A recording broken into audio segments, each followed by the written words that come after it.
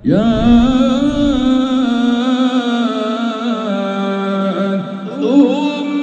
رسلهم بالبينات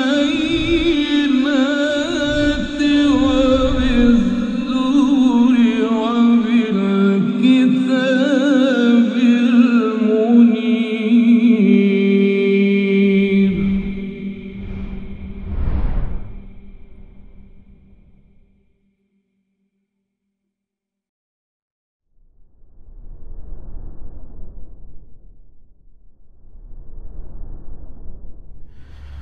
Assalamualaikum warahmatullahi wabarakatuh.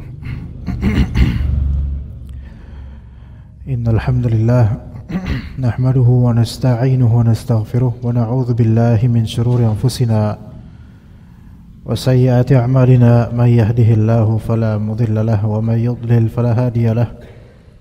Asyhadu an la ilaha illallah wahdahu la syarika lahu wa asyhadu anna Muhammadan 'abduhu wa rasuluhu la nabiyya ba'dahu.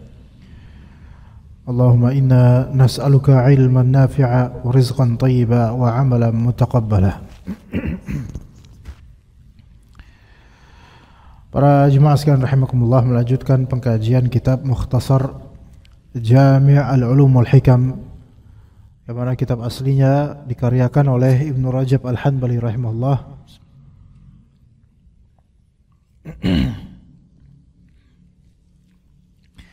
Pada pertemuan lalu kita membahas mengingat Allah di masa senang, dan lanjutannya dari perkataan Ad-Dhahhak bin Qais rahimahullah, "Udhkurullaha fi rakha'i yadhkurkum fi syiddah." Ingatlah Allah di masa senang, maka Allah Ta'ala akan menyebutmu, mengingatmu di masa sulit. Wa inna Yunusa kana yadhkurullaha ta'ala. Nabi Yunus alaihissalam biasa mengingat Allah Ta'ala di masa-masa lapang. Falamma waqa'a fi batnil hut, maka ketika Nabi Yunus alaihissalam berada di dalam perut ikan besar,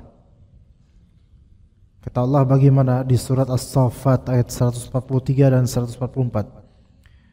Falaula annahu kana minal musabbihin lalabitha fi batnihi ila yaumi yub'atsun. Seandainya Nabi Yunus ini bukan tergolong orang yang suka bertasbih, maka dia akan menetap di perut ikan itu sampai hari dibangkitkannya orang-orang, yaitu sampai kiamat. Maksud dari ayat ini nih, ada isyarat bahwasanya Nabi Yunus alaihissalam itu biasa zikir di masa-masa senang, di masa normal biasa zikir. Falaula annahu kana minal musabbihin lalabitha fi batnihi ila yaumi yub'atsun. Maka ketika beliau dalam keadaan sulit seperti itu di perut ikan paus atau ikan besar, memang beliau bertasbih, tapi itu karena memang beliau terbiasa bertasbih. Di masa kapanpun beliau biasa bertasbih. Maka Allah Ta'ala ganjari perlindungan akan mara bahaya yang keselamatan itu tidak masuk dalam logika siapapun ketika itu. Karena beliau alaihissalam berada di triple kegelapan, yaitu kegelapan perut ikan, di dalam kegelapan laut, dan diselimuti kegelapan malam. Maka tidak ada makhluk, walaupun berkumpul semua dari makhluk berakal, untuk menyelamatkan seorang yang ditelan ikan dan masih hidup. Siapa yang bisa? Apalagi zaman itu tidak ada tentara seperti sekarang. Namun ketika Allah Subhanahu wa taala menyelamatkannya, maka selamat. Dan ini diantara sebabnya adalah karena beliau rajin bertasbih, karena beliau rajin berzikir di masa-masa senang, dan juga beliau pun imbasnya bertasbih di masa sulit. Karena orang yang terbiasa mengingat Allah di masa senang, di masa senangnya aja ingat Allah, apalagi di masa sulit.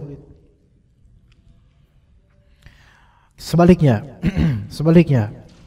Wa inna fir'auna kana taghiyan nasiyan li dzikrillah. Sebaliknya Firaun, julukan raja untuk raja Mesir. Firaun adalah seorang taghiyan nasiyan li dzikrillah. Seorang yang taghi yaitu melampaui batas. Nasiyan, yang lupa untuk mengingat Allah. Jangankan mengingat, malah mengklaim dirinya sebagai sesembahan atau sebagai Tuhan. Falamma adrakahul gharq, maka ketika dia, yaitu Firaun, mulai tenggelam karena demi mengejar siapa? Dia mengejar Nabi Musa alaihissalam. Baru dia bilang apa? Amantu, baru berzikir di situ tuh. Baru berzikir ketika azab sudah hadir di hadapannya. Ketika azab sudah hadir di hadapannya, maka Allah Ta'ala berkata, Al-ana wa qad asaita qablu wa kunta minal mufsidin. Apakah baru sekarang wahai Fir'aun? Al-ana ini pertanyaan. Apa baru sekarang kamu kayak gini?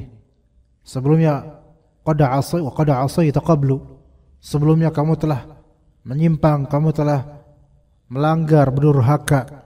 Wa kunta minal mufsidin, dan engkau termasuk orang-orang yang berbuat kerusakan.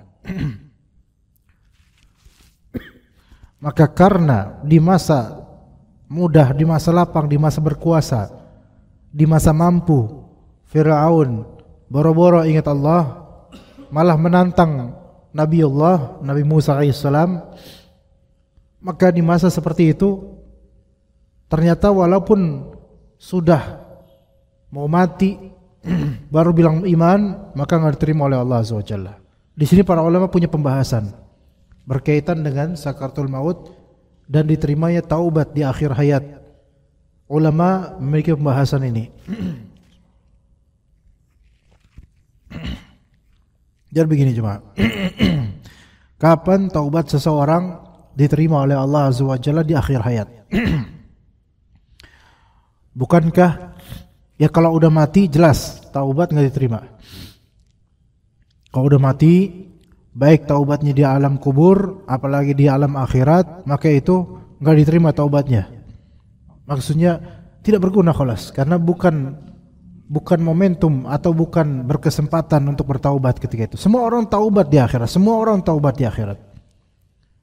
Namun akhirat adalah alam yang Allah Ta'ala bangkitkan semua manusia untuk diperlihatkan amalan mereka dan diganjari sesuai dengan amalan mereka, sesuai dengan rahmat Allah Ta'ala atau kemurkaan Allah Azza wa Jalla. Maka kapankah taubat itu diterima oleh Allah Azza wa Jalla? Para ulama semua sepakat bahwa setelah wafat tidak diterima taubatnya. Tapi kan ada momentum sebelum wafat yang sebagian dari makhluk, yaitu hamba, sebagian dari orang itu bertaubat, baik bertaubat yaitu taubat dari dosa besar atau kecil, atau taubat dalam artian masuk Islam, beriman. Nah, maka disimpulkan oleh sebagian dari ulama, ketika ada beberapa, ketika ruh sudah sampai ghargharah, maka tidak diterima taubatnya. Ini falamma balaghatil hulqum, sudah sampai sini, ya, maka dia taubat gimana nggak terima, ya, karena sebagian besar tubuhnya sudah dicabut rohnya sampai sini, kelas nggak diterima. Tapi bagaimana dengan Firaun? Karena Firaun itu belum tentu sampai sini nyawanya, ya. Maka kata sebagian ulama, ada juga sebagian orang yang tidak diterima taubatnya walaupun nyawanya belum sampai ke ya mungkin leher atau misalnya belum. Maksudnya dia masih hidup, utuh, masih hidup, masih berkesempatan untuk berpikir ditaubat, tetapi ada Firaun, maka menjadi pelajaran. Barang siapa yang dia sudah diliputi azab di akhir kematiannya, diperlihatkan azab di akhir kematiannya, di sakaratul mautnya sudah diperlihatkan azab, maka udah nggak berguna taubat orang seperti ini. Ya, tidak berguna taubat. Jadi Firaun itu sudah diliputi azab dari Allah berupa bergejolaknya lautan menenggelamkannya. Sekalipun dia belum mati, ketika udah mulai tenggelam belum mati, dia kemudian mungkin di dalam ketertenggelamannya itu dia berkata, saya beriman, amantu, kata Firaun, saya beriman. Maka karena ini sudah dalam pose dia azab, maka tidak diterima taubatnya. Ada yang seperti itu. Ya. Adapun pada umumnya orang ketika sakaratul maut maka masih ada kesempatan untuk bertaubat.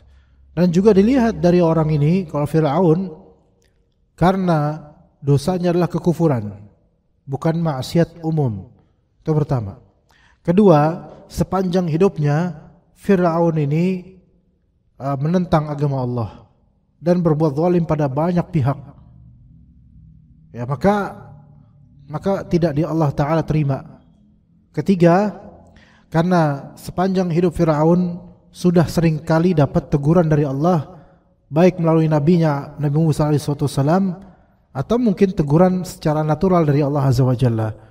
Namun teguran-teguran itu tidak digubris, maka pada endingnya Allah Subhanahu wa Ta'ala tidak terima taubat di masa-masa seperti itu. Tapi mungkin orang yang kejahatannya lebih ringan jauh dibandingkan Fir'aun, mungkin masih bisa Allah beri kesempatan untuk bertaubat sebelum wafatnya. Kemudian kita lanjut. Jadi pelajaran tadi adalah inilah bedanya keselamatan dan tidak selamatnya seseorang di masa sulit. Ternyata di antara sebab dia selamat di masa sulit adalah karena di masa senang dia berzikir pada Allah.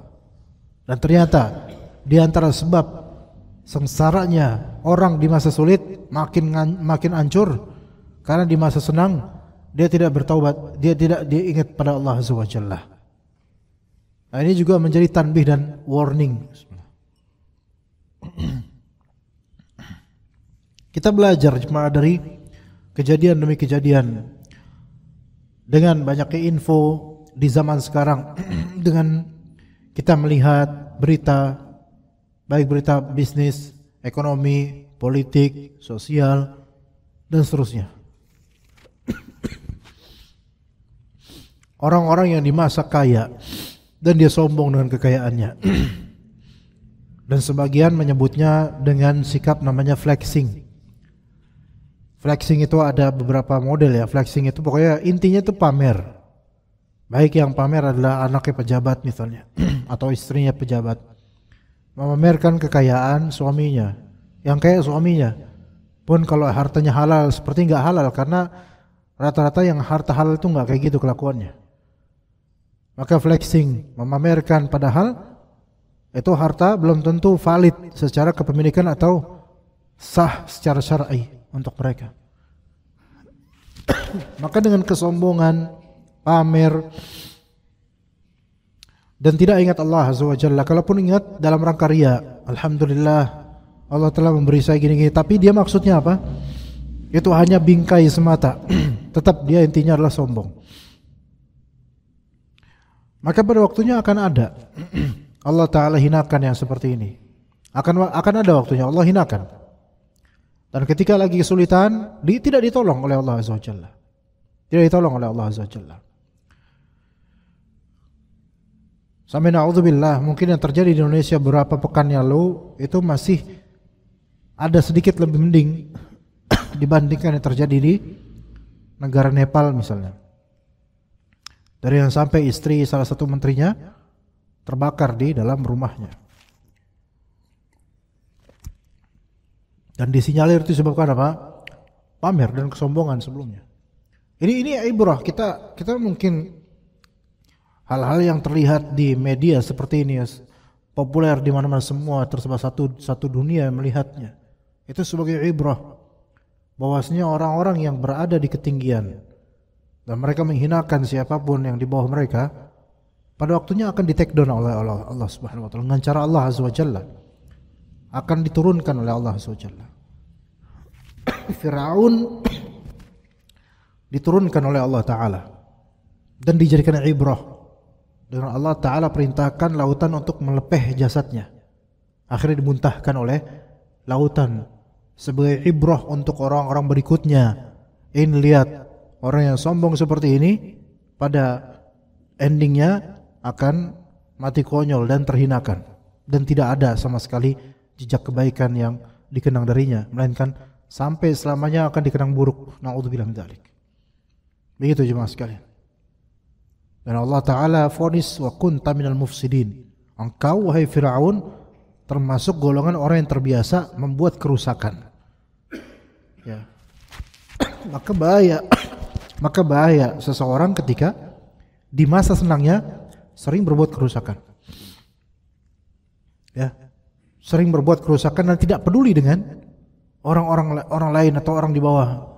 Itu pada masanya itu akan ada di take down oleh Allah Azza wa Jalla, di cancel oleh Allah kalau bahasa sekarangnya seperti itu. Ya. Malah justru kadang-kadang jemaah sekalian, rahimakumullah. Sebagian dari sekolah elit kurang memprovide parkiran. Ya. Sebagian dari sekolah elit kurang memprovide parkiran. Akhirnya apa? Anak-anak elit ini kan semuanya pasti dijemput dan diantar oleh mobil pribadi bapaknya atau keluarganya atau sopir pribadi. Siapa di antara antum yang dulu ketika sekolah ada sopir pribadi pakai mobil mewah? Ajib. Anak ada dulu, tapi pakai bajai. Ya. Tapi bajai nggak ada apa-apanya. Nah ini mobil-mobil berjejer, tapi berjejernya di pinggir jalan dan membuat macet banyak, traffic jam, membuat banyak macet. Orang jadi sampai sekilo lebih macet kadang-kadang. Sampai kadang saya berpikir, ini anak-anak hanya kayak ini, anak-anak aja belum jadi, pejabat belum jadi, orang kaya aja udah nyusahin kita. Ya. Dan nggak difikirkan oleh orang tuanya, nggak difikirkan oleh sekolahnya, bahwasanya semua ini membuat kemacetan yang masif sampai berkilo-kilo kadang ketika menjemput anak-anak itu. Nggak difikirin. Nggak difikirin. Kalian difikirin apa? Yang penting nyaman kita-kitanya. Sementara orang-orang di bawah nggak. Ini mental-mental seperti ini yang nggak ingat Allah dan nggak ingat kezaliman dan semisalnya, hanya ingat diri sendiri dan maslahat diri sendiri atau keluarga sendiri. Inilah mental-mental yang suatu saat akan Allah Ta'ala hukum pada waktunya kalau nggak bertaubat pada Allah Azza wa Jalla. Makanya kita di masa senang itu harus ingat Allah Azza wa Jalla, banyak sedekah, dan lihat harta kita itu halal atau haram. Dan ajaibnya, kebanyakan yang seperti ini hartanya itu imma syubhat imma haram. Seandainya hartanya halal, maka Allah akan berkahi dan akan Allah Ta'ala jadikan dia orang yang senantiasa mengingat Allah Azza wa Jalla. Tapi istidraj itu ya seperti itu, dibuat nikmat sendiri terus menerus, pada endingnya Allah turunkan entah dengan kematian yang buruk atau dengan hukuman anak-anak yang nakal, narkobaan dan seterusnya, na'udzubillah, atau hal-hal lain yang memalukan dunia atau akhirat. Syukur-syukur di dunia aja hukumannya, akhirat diselamatkan. paling gak enak kalau misalnya dunia dihukum, di akhirat juga. Maka harus senantiasa di saat-saat senang kita mengingat Allah Azza wa Jalla. Maka pembahasan berikutnya, al-isti'dad li yaumir rahil, persiapan untuk hari rihlah, yaitu hari akhir. Persiapan untuk hari akhir. Mana nggak tahu ikhwan ini, padahal tadi anak biasa aja loh, nggak ada apa-apa, cuman setelah sholat tiba-tiba batuk gitu aja. Qadarullah. Dikatakan oleh Ibnu Rajab rahimahullah, wa a'zamu syada'id allati tanzilu bil 'abdi fid dunya al-maut. Sebesar-besar masa sulit yang terjadi pada hamba di dunia ini adalah kematian. Itu sesulit-sulit masa sulit. Kematian. Ya. Dan kemudian wa ma ba'dahu asyaddu minhu in lam yakun masirul 'abdi ila khair.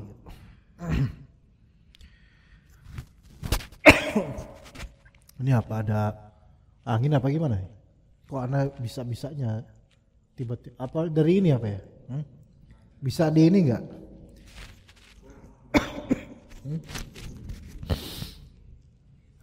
Anak sih wallahi normal loh. Anak sehat-sehat aja, tiba-tiba mungkin kedinginan kali ya. Nggak tahu ini tiba-tiba emang qadar Allah ya. Mungkin yang ini aja bisa nggak ya? Nggak bisa ya? Satu dimatiin semua mati apa gimana? Ya, phone banget ini. Lagi agak aneh. Paling mantap AC, terus dikasih minuman es. Masya Allah itu.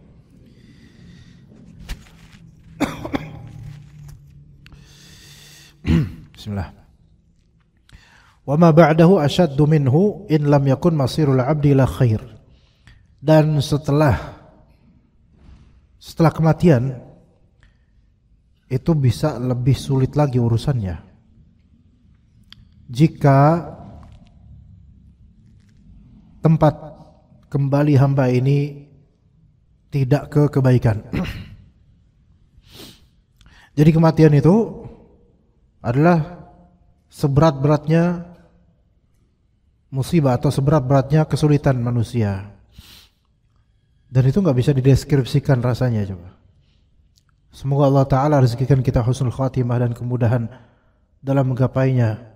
Karena ini seberat-berat urusan nanti di kehidupan ini. Putus sudah selesai.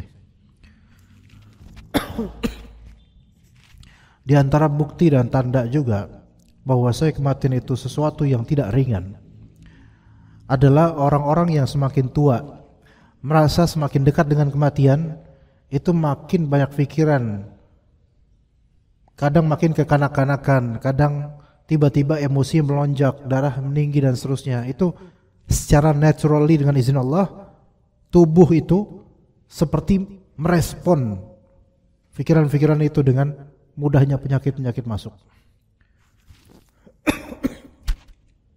Jadi itu bisa terjadi pada orang-orang yang tua yang gak lama lagi urusannya gitu. Itu kadang banyak minta ini minta itu dan seterusnya, gelisah dan seterusnya. Dan kemudian pada waktunya wafat. Karena kematian itu berat bagi tubuh. Semua orang, bahkan semua makhluk hidup menghindari kematian. Semua orang menghindari kematian. Menghindari kematian secara natural perasaan dan tubuhnya.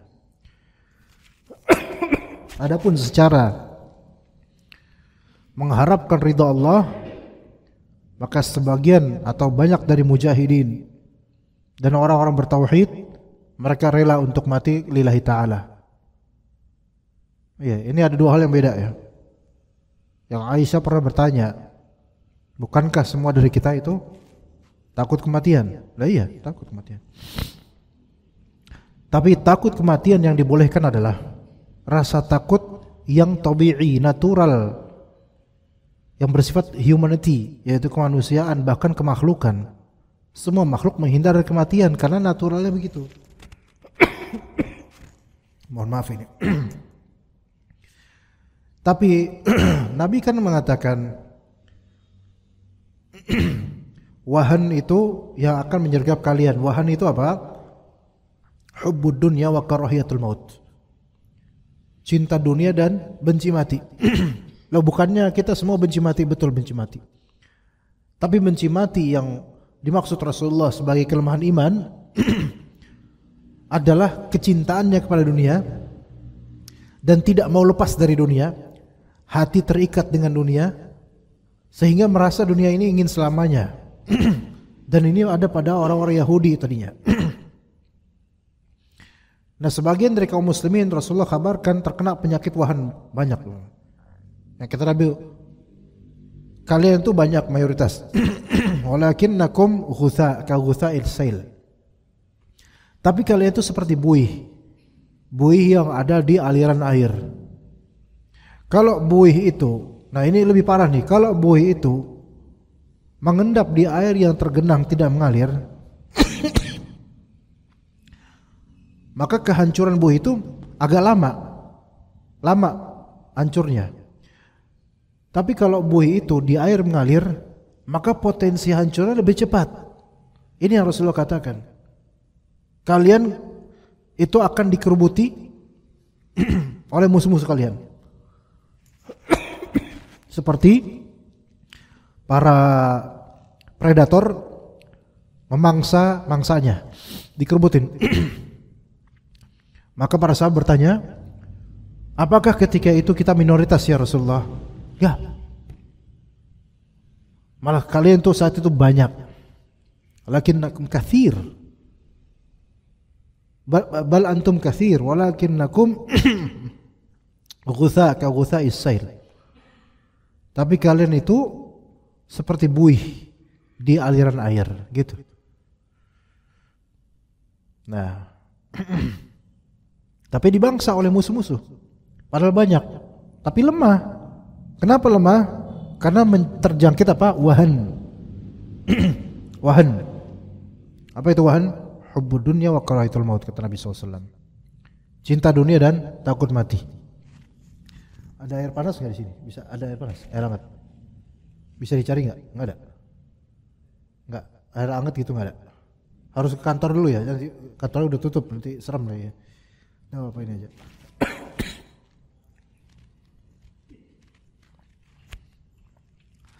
Kalau nggak ada nggak apa-apa. Nah,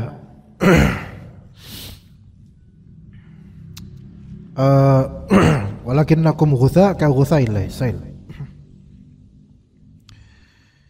Maka manusia ini tabiatnya takut mati, atau tabiatnya tidak mau benci mati, benci secara natural. Ya, benci mati secara natural. Di mana, Pak?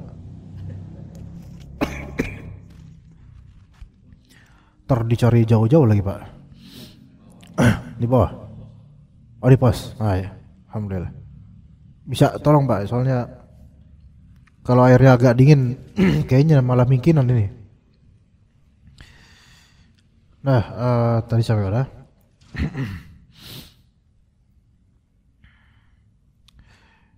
Nah, orang-orang Yahudi mereka cinta dunia, benci mati.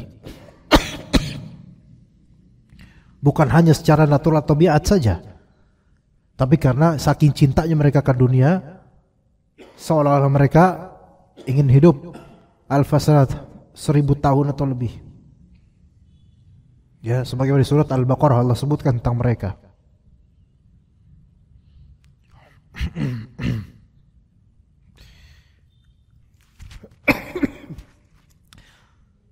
Oke, sebagian dari Rabi Yahudi mereka mengaku orang yang paling sulit kita lawan adalah orang Muslim. Kenapa begitu? Kata seorang Rabi Yahudi, dia bilang, karena mereka memiliki spiritual power, kekuatan spiritual. Dari mana Pak dapatnya? Cepet banget Pak. Panas banget. Coba bentar dulu. Bagus Pak, bagus. Jangan dicampur, nanti campur malah hangat lagi. Ini dingin lagi. Lagi deh.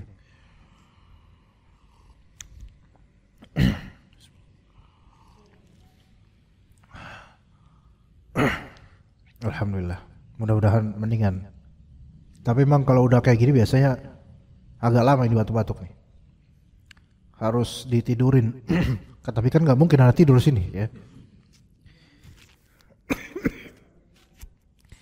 Ini kalau sebenarnya Anda nggak tahu kenapa untuk 1 bulan belakangan ini. Jadi tiba-tiba imun itu berkurang gitu, ya, berkurang, dan ketika kena dingin sedikit itu batuk langsung. gitu. Ya jadi ajaib ya. Wallahu alam apa. Tapi bisa di antara sebabnya karena ini. Karena pasca operasi ya. Karena waktu itu dibius total terus dikasih antibiotik dan seterusnya. Maka terjadi perubahan imun. Jadi imun ini sebenarnya ya semua butuh imun. Ada imunitasnya. Cuman imun di tubuh anak ini salah tafsir. Ya gitu. Dingin AC dikira musuh sama dia. Maka respon tubuhnya kayak gini gitu. Langsung batuk-batuk, gatal dan semisalnya gitu. Kuasa Allah semua ini. Ya qadar Allah. Padahal ana aktivitas hari ini dari pagi ya, berangkat dari duha kajian di SCBD, terus sore tadi kajian di Depok, baik aja. Pas sampai sini habis sholat maghrib mungkin kena dingin, pas di sini mungkin tadi kena, imunnya bilang, musuh kita nih. Kata mungkin mereknya aja, mungkin gak setuju dia, nggak tahu gimana. Ya, dalam kuliah. Mohon maaf nih agak terganggu jadinya. Jadi gimana? Kita terusin kajian tapi anak batuk atau anak berhenti, antum pulang atau gimana enaknya nih? Lanjut aja ya.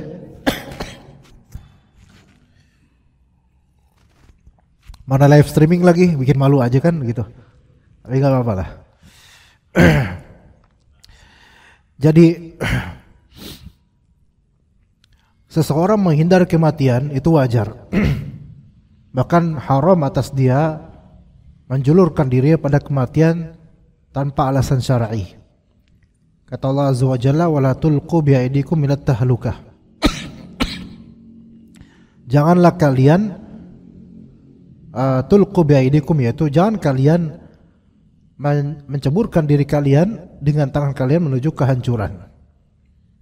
Maka nggak boleh seseorang bunuh diri atau sengaja dia di tempat yang memungkinkan dia untuk mati, sengaja menantang, atau dia melakukan parkur, latihan parkur ya, parkur Indonesia ya. Jadi yang antar gedung ke gedung atau bangun ke bangunan gitu, ya lompat sana sini ya. Lantai berapa jatuh manrobok udah itu kan konyol kok itu. Nah itu haram.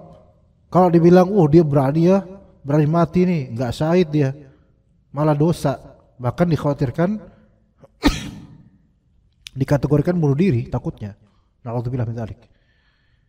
Nah, cinta kematian di sini maksudnya mengharapkan kematian yang syar'i adalah di jalan Allah, yaitu jihad fisabilillah.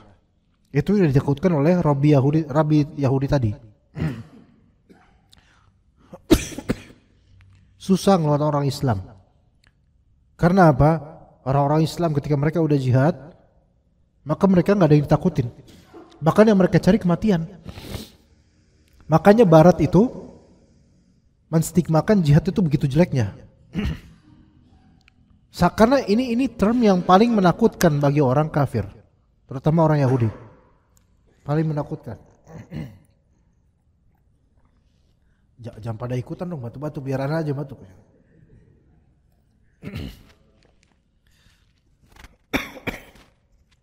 Oke. Maka dikatakan fal wajibu 'alal mu'mini al-isti'dadu lil mauti wa ma ba'dahu fi halis sihhati bit taqwa wal a'malis salihah. Maka yang wajib atas orang beriman adalah al-isti'dad lil maut wa ma ba'dah. Di masa sehat dia harus bersiap atau mempersiapkan diri menuju kematian dan apa setelahnya. Jadi di masa sehat dia berbekal. Jangan nunggu sakit dulu baru berbekal. Di masa sehat dia berbekal. Masya Allah makin banyak nih, alhamdulillah. Jazakallahu khair, jazakumullah khair. Ya, di masa sehat dia mempersiapkan untuk kematian dan apa-apa setelah kematian, yaitu alam kubur, pertanyaan-pertanyaan di kubur dan juga akhirat. Dia mikir nanti saya ditanya di akhirat ini. Gitu. Tapi dengan cara apa dia persiapan itu? Dengan cara bertakwa dan beramal saleh. Memperbanyak amal saleh dan memperbagus kualitasnya. Kata Allah Azza wa Jalla di surat Al-Hasyr, "Ya ayyuhalladzina amanu taqullaha wal tanzur nafsum ma qaddamat lighad." Wahai orang beriman, bertakwalah kalian kepada Allah dan hendaklah jiwa itu melihat apa yang telah dia lakukan untuk esok hari. Kata Ibnul Jauzi rahimahullah, orang Arab dulu terbiasa mengatakan tentang hari kiamat ghad, tomorrow. Ghad itu godan, yaitu besok, tomorrow. Nah, di istilah Arab ini bisa maknanya yaitu hari kiamat, besok. Persiapan buat esok hari, yaitu persiapan buat hari kiamat. Seolah-olah besok kiamat itu. Tapi kiamatnya manusia setiapnya, yaitu kiamat sughra ada, semua manusia mengalami kiamat sughra. Yaitu kematian.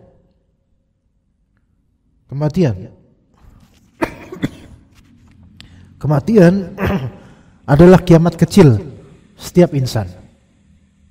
Sebelum kiamat yang kubra terjadi. Nah, kematian itu udah kiamat buat dia. Ya, siapa yang terjadi kiamat buat dia itu kematian, maka selesai udah, nggak bisa beramal lagi. Nah, mumpung masih ada waktu, maka hendaklah jiwa ini ngelihat ma qaddamat, apa yang sudah dilakukan. Nah, ma qaddamat ini kan global, bisa baik bisa buruk. Kalau baik istiqomahin, kalau buruk taubatin gitu. Itu maksudnya. Dia lihat, kalau baik tetapkan, teruskan, kembangkan, perbaiki, bagus. Nah, kalau buruk maka ralat, taubatin gitu. Tapi dikaitkan dengan untuk kiamat, lighadin. Ada faedah besar di sini. Karena orang kalau dia istiqomah bukan untuk persiapan hari akhir, itu hampa sebenarnya. Atau orang menjauhi maksiat bukan karena khawatir hari akhir, itu juga sebenarnya banyak kehampaan dan bakal bisa balik-balik lagi kemungkinan. Kita lanjut insyaallah pada azan insyaallah. Fadhal. Dilanjutkan di sini jemaah. Faman dzakarallaha fi hali sihhatihi wa rakhaihi wasta'adda hina idzin li liqa'illahi bil maut wa ma ba'dah. Dzakarahu Allahu 'inda hadhihi asy-syada'id. Maka siapa yang di masa sehatnya kayak kita sekarang, di masa muda masih hidup dengan baik, ingat sama Allah dan beramal dalam rangka persiapan untuk menjumpai Allah nanti pas wafat, maksud setelah wafat. Siapa yang kayak gitu pas hidupnya, zakarahullahu 'inda hadhihi syada'id, maka Allah Ta'ala akan mengingat orang seperti orang ini di masa-masa sulit dia. Jadi masa sulit itu kan bukan hanya kita nggak punya duit, kita dimusuhin orang, bukan hanya itu bahkan lebih kecil dibandingkan kematian. Nama masa sulit yang disebut kematian itulah. Apakah semua orang akan Allah Ta'ala bantu, tolong, ingat? Belum tentu. Banyak yang Allah telantarkan dengan kematian mereka.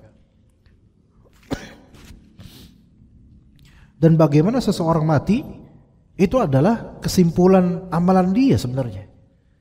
Karena manusia dimatikan sesuai kebiasaan dia. Maka kalau dia biasa zikir, maka Allah Ta'ala akan ingat dia di masa dia akan mati, sehingga dia dapat husnul khatimah mudah-mudahan. Allah tolong di masa sulitnya itu. Atau di alam kuburnya, atau di akhiratnya. Allah tolong. Fakana ma'ahu fiha, maka Allah Subhanahu wa ta'ala bersama dengannya di masa-masa sulit itu. Wa latafa bihi. Dan Allah akan bersikap lembut dengan orang ini ya, karena dulu di masa dia normal hidup, dia selalu ingat sama Allah. Wa a'anah, Allah akan tolong dia. Wa tawallah, Allah akan menjadi walinya, penolongnya, pembantunya. Wa thabbatahu 'ala tauhid. Dan Allah akan buat dia teguh di atas tauhid di saat wafatnya, di alam kuburnya, terutama di alam akhiratnya. Ada orang yang di masa menjelang wafatnya justru berpaling, su'ul khatimah. Enggak Allah teguhkan di atas tauhid, Allah balikkan hatinya menuju kesyirikan atau hal-hal yang membuat dia su'ul khatimah. Na'udzubillah. Atau ada orang yang di alam kubur Allah tidak teguhkan di atas tauhid, malah Allah sesatkan dia, Allah buat dia menyimpang di alam kubur. Kayak surah Ibrahim, Allah Ta'ala berfirman, yuthabbitullahu alladhina amanu bilqawli tsabiti fil hayati dunya wa fil akhirah wa yudhillullahu adh-dhalimin wa yaf'alullahu ma yasha. Allah Ta'ala akan meneguhkan orang-orang yang beriman dengan al-qaul ats-tsabit, yaitu la ilaha illallah. Di mana di kehidupan dunia diteguhin dia di atas tauhid, di akhirat diteguhin di atas tauhid, termasuk di alam kubur, karena alam kubur itu gerbangnya akhirat. Dan orang yang diteguhkan di atas tauhid di akhirat atau di alam kubur itu karena Allah Ta'ala teguhkan atau dia teguh di atas tauhid ketika masih hidup seperti ini. Maka Allah tolong terus Allah tolong. Wa yudhillullahu adh-dhalimin. Sementara orang yang zalim, yaitu orang kafir, atau dia memang banyak sekali kezalimannya, itu malah justru akhir hayatnya susah. Dan susahnya itu bukan dalam rangka menghancurkan, menggugurkan dosa, bukan. Ya susah mengingat Allah di akhir hayat. Ada orang di akhir hayatnya sambil nyanyi, karena apa? Ya karena disitulah hatinya terletak gitu. Na'udzubillah min dzalik.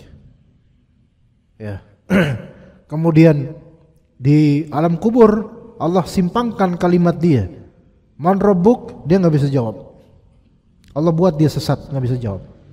Atau dijawab, saya cuma dulu ikut-ikutan aja, orang pada bilang gini, saya bilang gini, enggak ngerti apa-apa. Na'udzubillah min dzalik.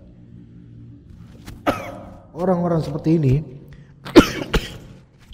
di masa senangnya, di masa hidup di dunia bahagia dia, tapi enggak ingat Allah Azza wa Jalla. Makanya akhiratnya itu enggak baik nanti buat dia, kesudahannya hancur. Taib. Maka orang yang ingat Allah, falaqiyahu wa huwa anhu radin, maka dia akan bertemu dengan Allah Azza wa Jalla dalam kondisi, dalam keadaan Allah ridho terhadapnya. Ya. Nah kemudian wa man nasiyallaha fi hali sihhati wa rakhaih. Siapa yang lupa sama Allah di masa sehatnya, di masa mudahnya, walam yasta'idda liqa'ih, dan tidak bersiap, enggak ada persiapan, yaitu amal soleh enggak ada. Untuk menghadap kepada Allah enggak ada persiapan. Nasiyahullahu fi hadhihi syada'id. Maka Allah Ta'ala akan melupakannya ketika dia di masa-masa sulit. Jadi ikhwan, hadis ini itu tidak hanya berkaitan dengan masa-masa sulit yang masih kecil, yaitu kesulitan ekonomi atau gangguan orang, sihirnya orang, itu masih lebih kecil.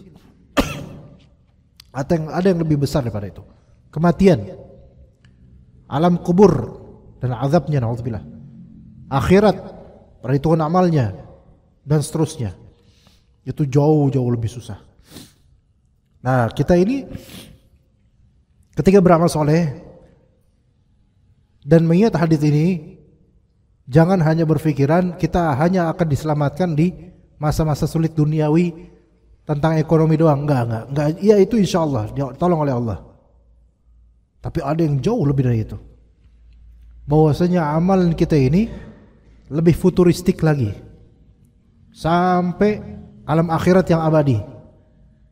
Gitu. Jadi amalan ini pahalanya everlasting. Terus Allah jaga terus. Mumpung masih hidup. Karena semua orang yang telah wafat, mereka ada orang yang mengira mereka akan terus hidup. Mereka nggak tahu kalau mereka bakal mati jam segitu. Semua orang yang wafat kayak gitu. Sebagaimana kita nanti juga begitu. Kita nggak nyangka kalau kita mati jam segitu. Dikira kita masih hidup terus. Nah sekarang masih hidup, maka Allah kasih kemampuan, Allah kasih waktu untuk melihat Allah di masa ini masih dimudahin buat sholat, buat ngapa-ngapain. Coba lihat saudara kita banyak yang nggak bisa ke masjid karena terhalang oleh kesehatan yang udah sakit ya. Maka bersyukur dengan Allah pada Allah Azza wa Jalla dengan ar-rukha ini, kemudahan ini. Semoga kita bisa mengambil kesempatan agar kita bisa sampai pada level husnul khatimah dan diberikan oleh Allah Azza wa Jalla pertolongan, bantuan ketika di masa-masa sulit, di akhir hayat, di alam kubur dan di alam akhirat. Wa sallallahu ala nabiyina Muhammad wa ala alihi wa sahbihi ajma'in. Subhanakallahumma bihamdika asyhadu an la ilaha illa anta astaghfiruka wa atubu ilaik. Assalamualaikum warahmatullahi wabarakatuh.